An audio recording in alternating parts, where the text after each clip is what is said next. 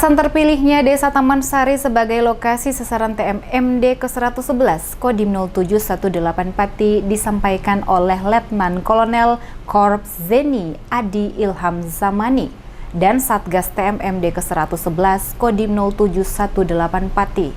Karena manfaat sasaran fisik yang ditujukan untuk Desa Taman Sari nantinya akan benar-benar dirasakan oleh warga setempat.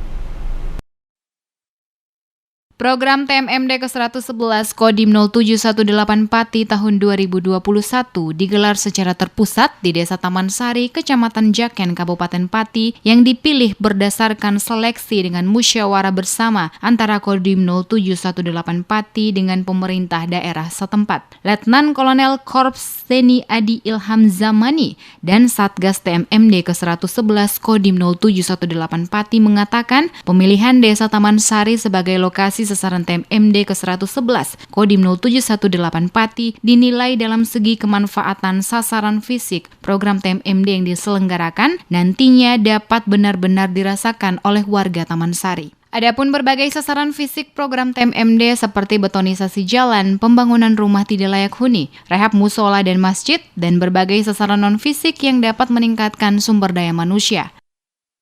Kita memilih tempat Desa Taman Sari itu karena memang sasaran fisiknya itu sangat bermanfaat untuk masyarakat. Sasaran fisik yang ada ini untuk meningkatkan jalur ekonomi, khususnya apabila ada panen padi. Selain itu juga jalan yang kita buat ini akan menghubungkan dua desa, yaitu Desa Taman Sari dengan Desa Sumber Harum. Untuk sasaran fisik utama, betonisasi jalan sepanjang 1,4 km, lebar 2,6 meter dan tebal 17 cm.